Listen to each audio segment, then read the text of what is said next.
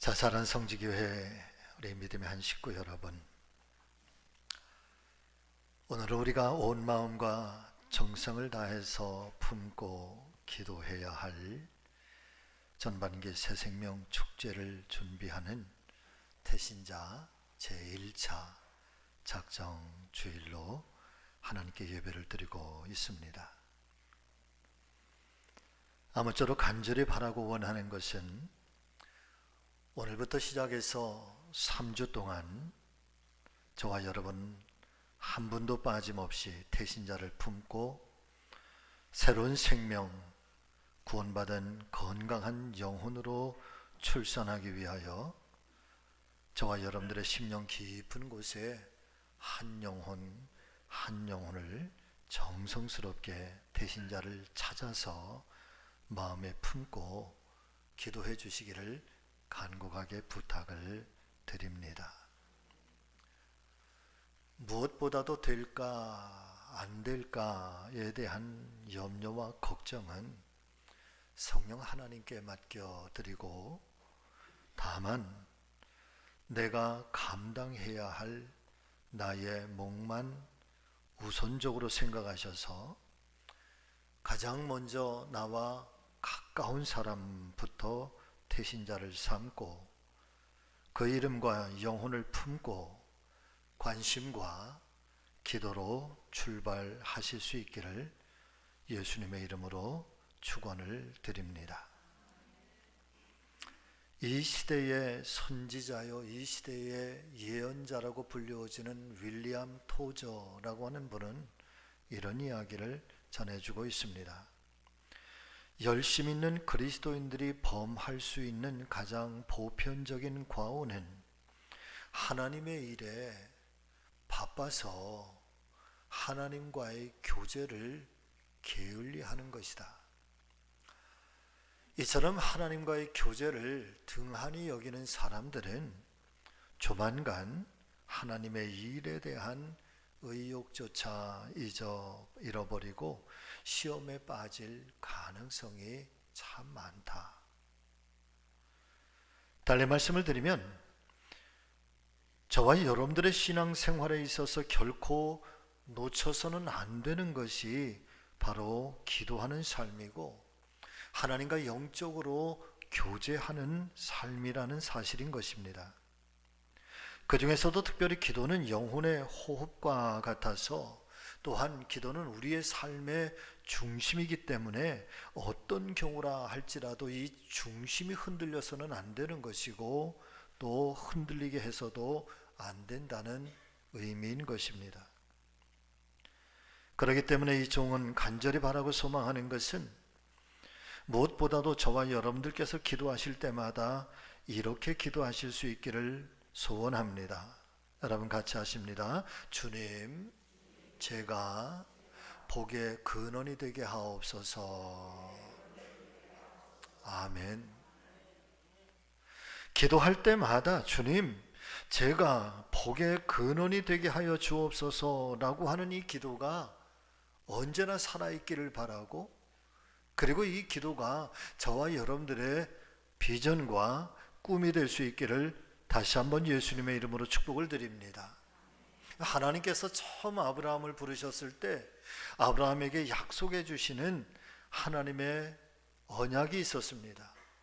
그것이 바로 복의 근원이 되게 하시는 그런 축복의 약속이셨는데, 내가 복의 근원이 될 것이며 너를 통해서 너의 자손이 복을 받게 될 것이라, 그리고 너를 통해서 세계의 모든 열방들이 복을 받게 될 것이니 너는 복의 근원이 될지라, 그렇게 축복을 약속해 주시고 있다는 것입니다. 그런데 중요한 것은 이 약속의 축복이 아브라함에게만 주신 약속이 아니라 지금을 살아가고 오늘을 살아가고요, 또 이 하나님의 부르심을 받아서 사명을 감당하고 있는 저와 여러분들에게도 이 약속은 동일한 하나님의 약속이고, 더불어서 또한 우리 교회를 향하신 하나님의 축복의 비전이기도 한 것입니다.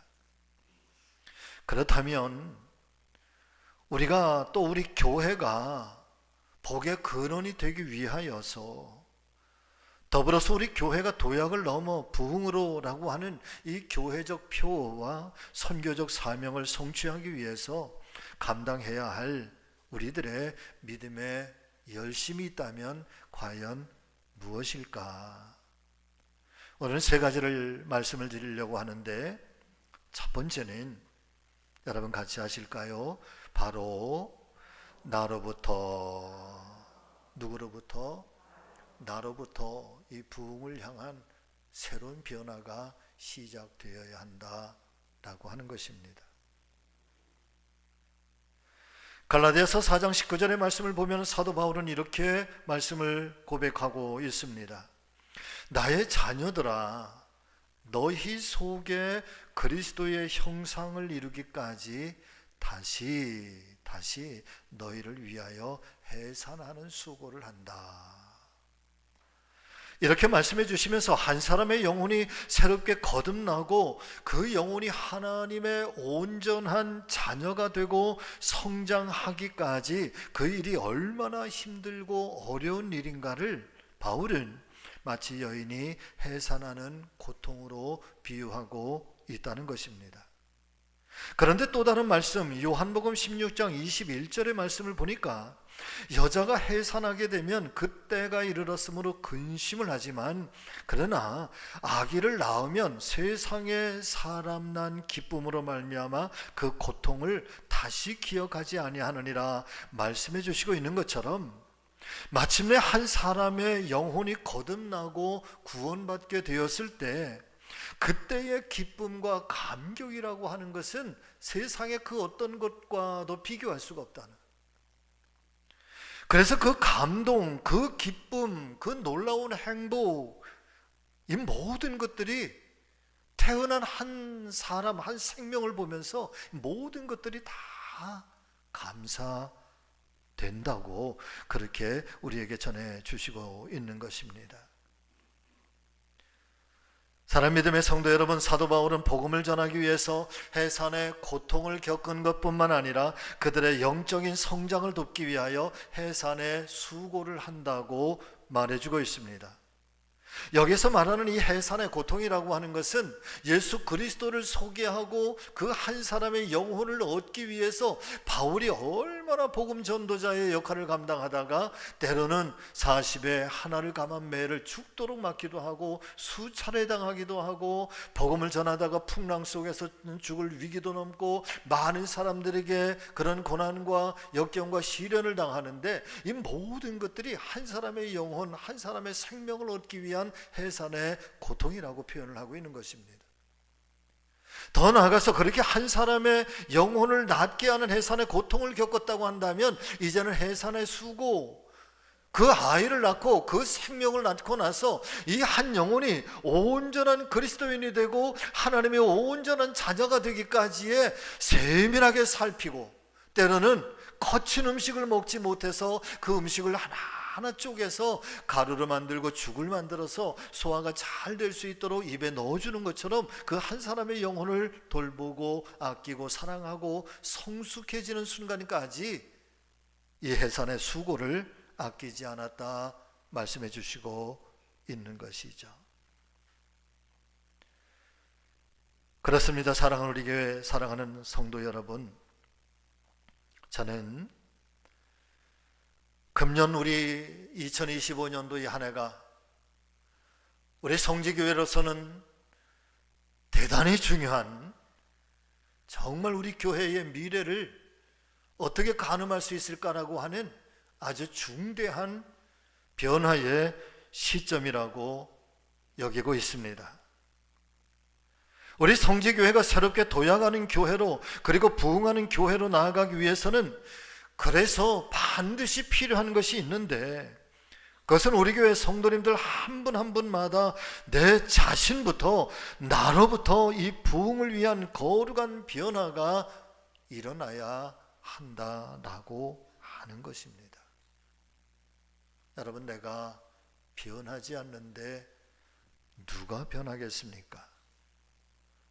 내가 별로 관심이 없는데 누구에게 열심을 내라고 할 수가 있겠습니까? 어떤 사람이든지 예외 없이 나 자신부터 바울처럼 한 사람의 영혼이라도 내가 반드시 전도하고 또 전도해서 그 영혼을 구원받게 하고 하나님의 자녀가 될 수 있도록 나도 해산하는 수고, 해산하는 고통을 아끼지 않겠노라고 이 다짐과 결심이 반드시 필요하다라는 말씀인 것입니다. 어떤 저명한 저술가가 인생의 황혼역이 되어서 고백하는 글을 보니까 이렇게 그분은 표현을 하고 있습니다. 청년 시기에 나는 세상을 바꿔보려고 노력을 했다. 그리고 중년이 되어서는 다른 사람의 인생을 바꾸어 보려고 노력을 했다. 그러나 노년이 되어서야 가장 중요한 사실을 발견하게 되었다. 바뀌어야 할 가장 분명한 존재는 어리석게도 바로 나 자신이었다 라고 하는 것을 비로소 깨달았다. 그 젊은 시절에는 내가 어떻게 해서든지 세상을 한번 바꿔보려고, 세상을 변화시켜보려고, 세상 속에서 내 이름을 한번 창대하게 펼쳐보겠다. 여러분, 그렇게 뜨거운 인생, 불타는 인생을 살았다는 거예요. 그리고 좀 더 성숙해지고 인생의 모든 것들을 좀 어느 정도의 자리를 잡고 모든 것들을 내가 행할 수 있는 그런 능력을 가졌을 때에는 이제는 내가 사람을 바꿔야 되겠다, 인생을 바꿔야 되겠다, 그런 지도자가 되어봐야 되겠다라고 했다는 거죠. 그런데 자기의 인생을 다 살아보고 이제 노년의 원숙한 때가 돼서 내 인생을 전체적으로 돌아보니까 내가 세상을 바꿔보려고 하고 사람을 바꿔보려고 애를 썼지만, 그런데 가만히 돌아보니까 정말 어리석은 것은 내가 바뀌지 않았다는 거예요. 내가 달라지지 않았다는 거예요.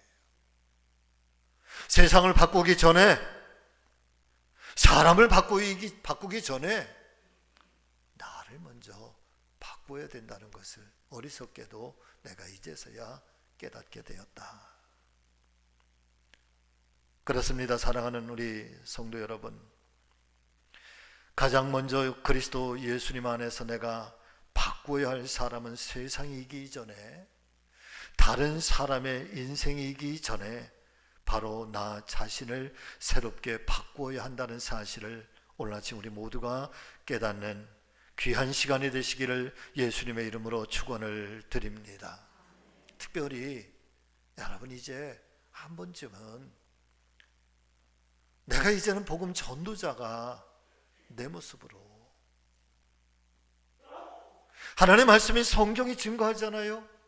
세상에서 가장 아름다운 자의 발이 뭔가? 이것은 복음을 전하는 자의 발이라고 그러잖아요.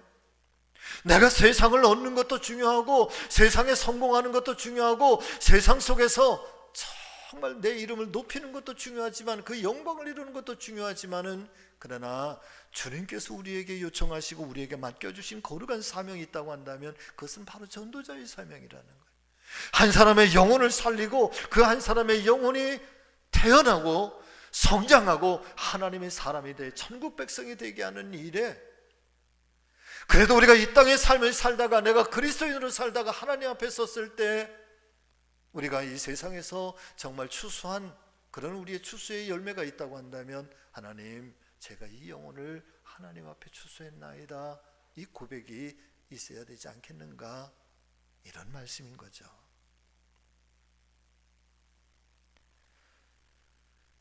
특별히 복음 앞에 한 영혼을 품고 그 영혼이 하나님의 온전한 자녀로 거듭나기까지 해산의 수고를 아끼지 아니하는 거룩한 사명자, 세움받는 우리 성지교회 모든 성도님들이 되어주시기를 주님 예수 그리스도의 이름으로 간곡하게 부탁을 드립니다. 다 같이 아멘. 자, 두 번째는, 그렇다면 이제는 태신자를 품고 그 한 영혼을 찾아 나서야 할 때입니다. 여러분, 우리 교회가 표를 걸고 있는 이 도약을 넘어 부흥으로라고 하는 표 속에는 우리가 단순히 숫자적인 부흥만을 목표로 삼는 것은 아닙니다. 물론 우리 교회가 한 단계 더 성장하고 이 제단이 자리에 앉을 수 없을 만큼 가득 채워지고 그리고 그 역동적인 역량을 가지고 우리 교회를 통해서 하나님의 거룩한 나라가 이 땅 가운데 선포되고 하나님의 거룩한 사명을 감당하는 우리 성지교회가 되기를 간절히 소원하고 또 소원합니다. 그러나 어쩌면 부흥이라고 하는 이 의미 속에는 변화된 그리스도인, 성화된 그리스도인이라고 하는 이 내면적인 부흥의 의미도 함께 담겨져 있는 것입니다. 담임 목사가 지향하는 목표는 머리로만 아는 지적인 그리스도인을 양성하는 것 아닙니다. 반대로 감성으로만 치우치는 감정적 그리스도인이 되는 것도 아닙니다.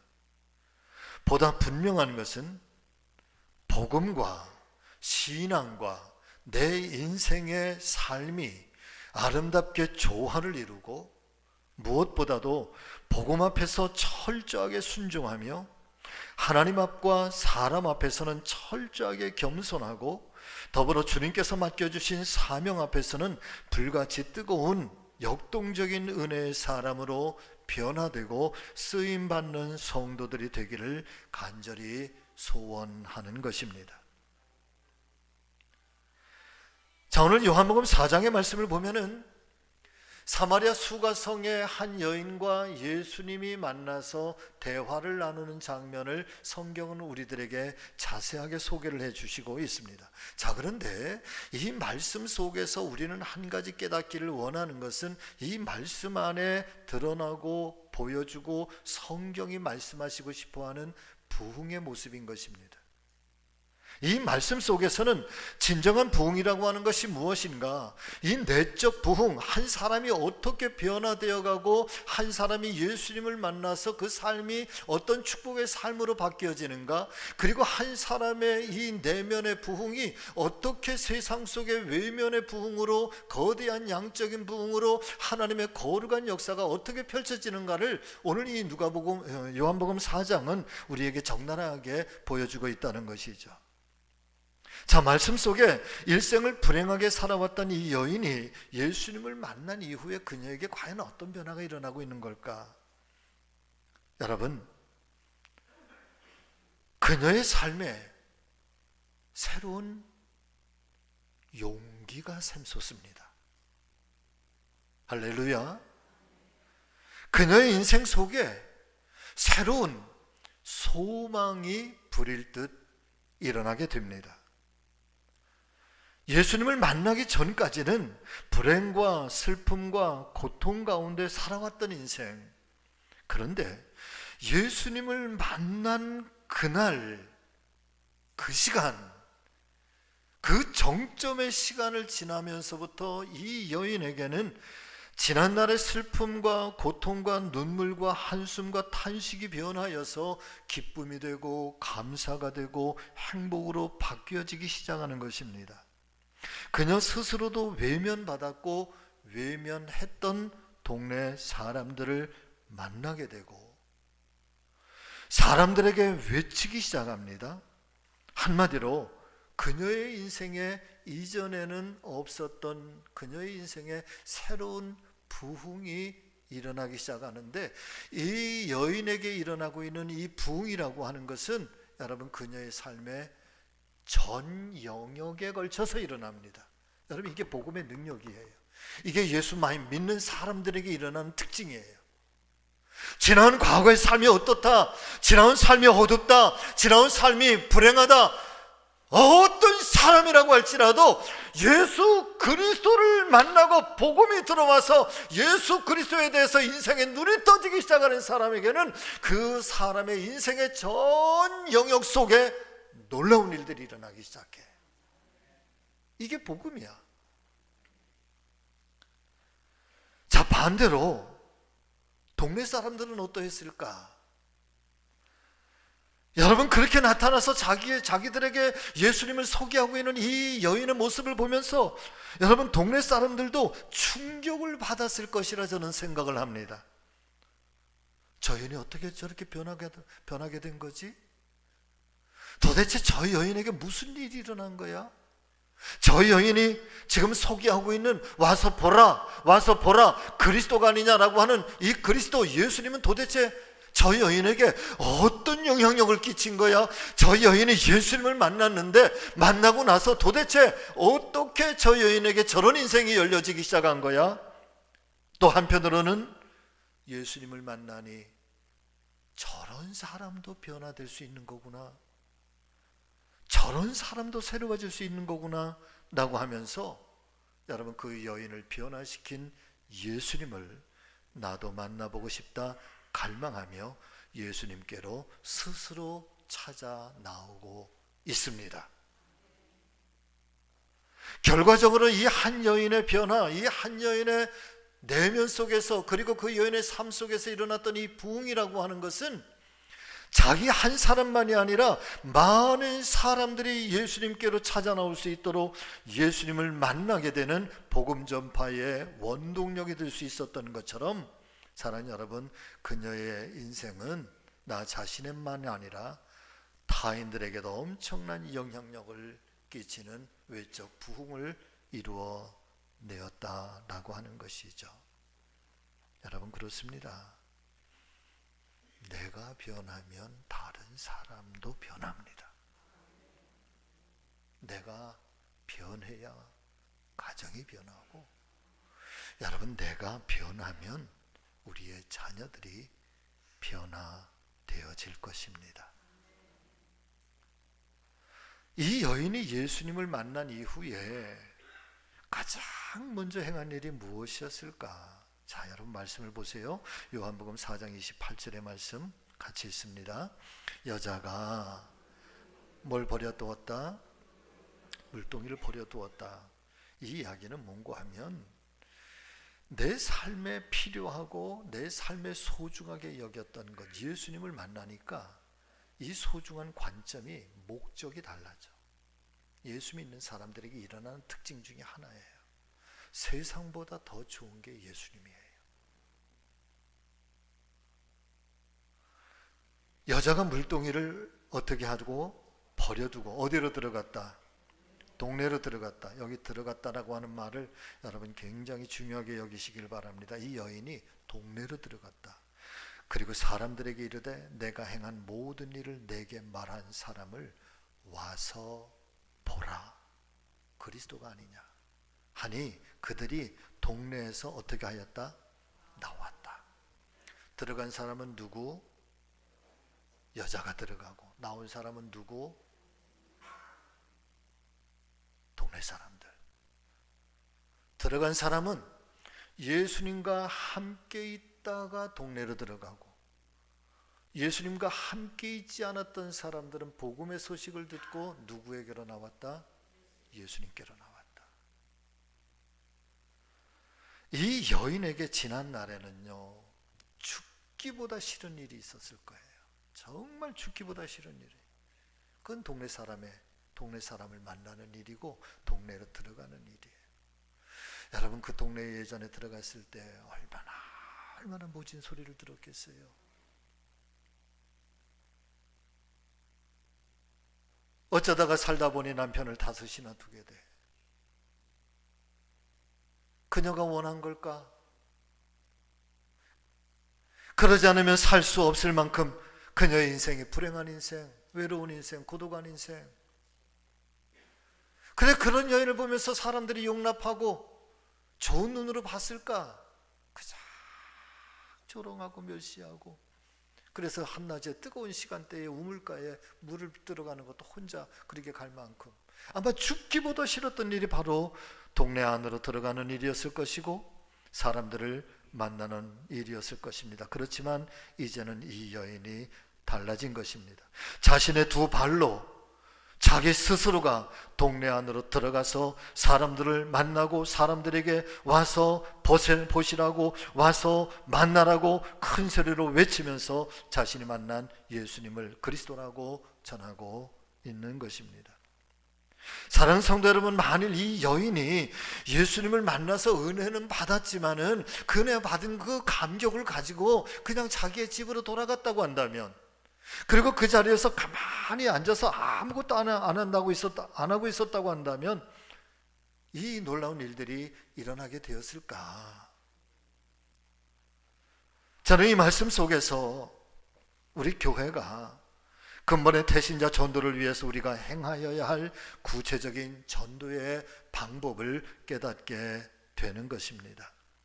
사랑 믿음의 성도 여러분, 근본 태신자 전도를 통한 새생명 축제는 옛날처럼 단순하게 그냥 우리가 복음을 전하는 것으로 그치는 것이 아니라 이제는 내가 품은 태신자 한 사람 한 사람 그 삶의 현장 속으로 그분에게 친밀하게 가까이 다가가서 그분에게 내가 만난 예수 그리스도 와서 보라고 여러분 그렇게 소개하고 그분을 예수님께로 이끌고 그분을 찾아가서 섬기는 그런 섬김의 전도가 될 수 있기를 소망합니다. 오늘부터 저와 여러분들의 마음 깊은 곳에 반드시 태신자들을 작정해 주시기를 바랍니다. 그리고 기도해 주시기를 바랍니다. 내 마음 깊은 곳에 이 태신자들을 품으셨다고 한다면 그렇다면 이제는 적극적으로 찾아가실 수 있기를 바랍니다. 그러나 조급하지 않게, 그러나 친밀하게 주님을 소개하고 복음을 전해주고 내가 만난 예수 그리스도 와서 보십시오. 와서 들으십시오. 강력하게 증거해 주시기를 여러분 부탁을 드립니다. 세 번째는 우리 성지교회는 영혼을 사랑하고 그 영혼을 구원하는 구원의 방주로서의 사명을 감당해야 합니다. 자, 35절 36절의 말씀 마음에 잘 새기면서 같이 읽습니다. 너희는 넉 달이 지나야 추수할 때가 이르겠다 하지 아니하느냐. 그러나 나는 너희에게 이르노니 너희 눈을 들어 밭을 보라. 휘어져 추수하게 되었도다. 거두는 자가 이미 삭도 받고 영생에 이르는 열매를 모으나니 이는 뿌리는 자와 거두는 자가 함께 즐거워하게 하려 함이라. 아멘. 여러분, 이 말씀에서 뿌리는 자는 누구이며 거두는 자는 누구를 지칭하는 말씀일까요? 바꿔서 말씀을 드리면 뿌리는 자는 우리 교회요, 뿌리는 자는 저와 여러분들이고 거두시는 분은 바로 우리 주님이신 줄로 믿습니다. 오늘 박 장로님이 기도하시는데 그 기도가 마음에 참 은혜가 됩니다. 주님, 우리가 태신자를 품고 전도하고 건지고 구원받고 하는 이 모든 것들을 내가 완벽하게 감당해야 된다고 하는 무거운 짐을 지지 않고 내가 해야 될 몫은 전하는 일이요, 영혼을 건지시는 분은 하나님이시니 할렐루야. 여러분, 영혼을 거두실 분은 주님인 거예요. 내가 해야 될 몫은 뿌리는 일은 내가 하면 돼요. 그렇게 뿌리는 자와 거두는 자를 말씀해 주시면서 너희 눈을 들어 밭을 보라. 휘어져 추수하게 되었도다 라고 하시면서 이어지는 말씀에 여러분 같이 하실까요? 영생에 이르는 열매를 모으신다. 아멘. 그렇게 주님께서는 영혼 구원에 대한 말씀을 분명하게 선포해 주시고 있는 것입니다. 저와 여러분들은요, 첫째는 영혼을 사랑하고 구원해야 할, 구원의 방주가 되어야 할 사명이 있다는 사실, 그리고 두 번째는 저와 여러분들은 사람을 낚는 어부로서의 사명이 있다는 사실을 여러분 여기에 다시 한번 새겨주시기를 바랍니다. 다 같이 아멘. 그럼 우리 교회는 어떤 교회가 되어야 될까? 마더 테레사가 인도의 캘커타에서 빈민촌을 또 섬기며 사랑하며 구제사역을 행할 때 일어났던 에피소드 중에 하나인데, 그녀가 길거리에서 한 소년을 만나게 됩니다. 제대로 먹지도 못하고 또 깡마른 소년, 행색이 너무나도 더럽고 초라하고 불쌍했습니다. 그래서 이 소년을 데려다가 손수 목욕을 시키고 옷을 갈아입히고 따뜻한 밥, 따뜻한 국을 먹이고, 그리고 운영하는 어린이집에 좋은 침대가, 특별한 그런 침대가 있는 곳에 잠을 자게 했습니다. 쉬게 했죠. 다음날 아침에 보니까, 일찍 소년의 침대를 보니까 어린이집에서 이 소년이 도망갔습니다. 없습니다. 이 소년을 찾아서 보니까 예전에 배회했던 그 거리에 그 소년이 또 거기에 있는 것입니다.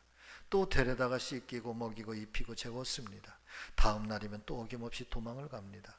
이런 일이 계속해서 반복하게 되니까 하루는 테레사 수녀가 아이가 도망갈 때 몰래 숨어서 이 아이를 따라갑니다. 한참을 가니까 그 소년이 배회하던 곳 조금 떨어진 곳에 아주 다 쓰러져가는 움막, 그것도 웅덩이 깊은 곳에 겨우 만들어 놓은 움막이 있는데 거기로 들어가요. 그래 보니까 거기에는 한 여인이 질그릇에 불을 피워놓고 어디 쓰레기통에서 이렇게 주워왔던 쓰레기와 같은 음식들을 한껏 다 모아서 끓여서 음식을 만들고 있는 겁니다. 그 여인을 지켜보면서 이 어린 소년이 얼굴이 평화로워 보여. 기쁨으로 가득해. 그 모습이 너무나도 이상해서 테레사가 들어가서 소년을 붙잡고 묻습니다. 너는 어린이집이 불편했느냐? 그럼 왜 도망했느냐? 뭔가 잘못해 준 것이 있느냐? 그러고 물으니까 이 소년이 이렇게 대답을 합니다. 여기에는 내 어머니가 계시기 때문입니다. 여기가 내 집이고 여기에 내 어머니의 사랑이 있기에 나는 여기에 있는 것이 가장 행복합니다. 좋은 음식, 좋은 침대보다 더 좋은 것은 바로 여기 나의 어머니가 계신 곳입니다. 예전에 어떤 분이 그래요. 우리의 집은 어머니가 계신 곳이 집이래. 어린 시절에 저희 어머니가 가끔 외갓집에 가셔서 일을 하시고 외갓집에서 친정어머니죠. 친정어머니에게 용돈을 받아오셨어요. 그냥 용돈을 달라지는 못하고, 그러니까 친정집에 가서 일을 하고 친정어머니에게 삭슬 용돈을 받아오셨어요. 그러면서 어머니가 제가 학교 갈 때마다 이렇게 얘기를 하세요. 학교 끝나면 외갓집으로 와 그래요. 왜 내 집은 따로 있는데 왜 외갓집으로 오라 그럴까? 저도 집에 오면은 책가방 휙 집어던지고 막 달려갑니다. 어디로? 외갓집으로. 왜 그럴까요? 엄마가 거기 있으니까. 제가 왜 이야기를 하는가 하면, 제가 이 이야기를 통해서 은혜가 받는 것, 왜 하나님께서는 우리 교회를 이곳에 세워주셨는데 이 교회의, 이 성지교회의 사명이 도대체 뭘까?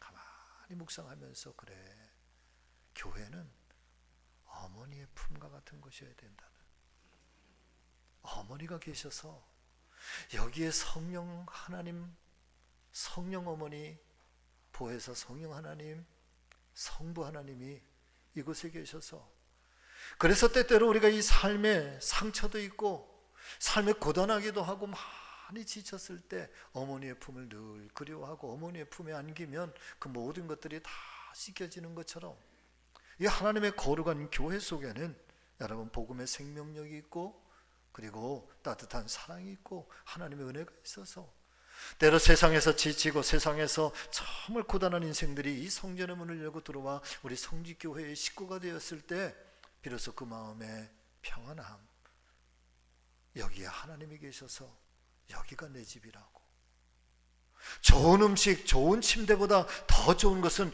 바로 여기 내 하나님이 계신 이 교회라고. 여러분, 우리 교회가 꿈꾸는 교회는 바로 그런 교회가 되어야 될 줄로 믿습니다. 참된 치유가 있고 그때에 참된 변화가 일어나게 되는데, 이 거룩한 사명을 감당하기 위하여 하나님 말씀인 성경은 이렇게 우리에게 권면하고 있습니다. 에베소서 4장 2절의 말씀, 모든 겸손과 온주로 하고 오래 참음으로 사랑 가운데 서로 뭐하라? 용납하여라. 어머니의 품과 같은 사랑으로 충만한 우리 성직교회가 되기를 간절히 소망합니다. 세상에서 아무리 큰 죄를 지었다고 할지라도 어머니의 품 안에 오면, 여러분, 내 배 아파서 10달 동안 품고 내 배 아파서 낳은 그 자식을 세상에서 죄인이라고 어머니가 포기하겠습니까? 어머니가 외면하겠습니까? 차라리 내 생명을 가져가 달라고. 여러분, 그것이 어머니의 품인 것처럼 아무쪼록 한 영혼들을 구원하고 세상에 지친 한 영혼들을 오늘도 우리 어머니 하나님께서는 결코 잊지 않고 포기하지 않으신다는 사실을 기억하시면서 한 영혼이 하나님께로 돌아올 수 있도록 우리 함께 힘써 주시기를 다시 한번 예수님의 이름으로 부탁을 드립니다. 말씀을 마칩니다. 오늘은 제1차 태신자를 작정하고 내 마음에 품는 날입니다. 나에게 가까운 사람부터 내가 누구를 품을 것인지 기도하시면서 작정하시기를 바랍니다. 그리고 성령 하나님을 의지하실 수 있기를 바랍니다. 그리고 기도하실 때 이름이 떠오르시게 된다면 태신자 작정 카드에 그 이름을 기록하고 헌금함에 넣어서 그 생명을 하나님께 의탁하실 수 있기를 바랍니다. 오늘은 여러분 이렇게 기도하시죠. 같이 기도하십니다.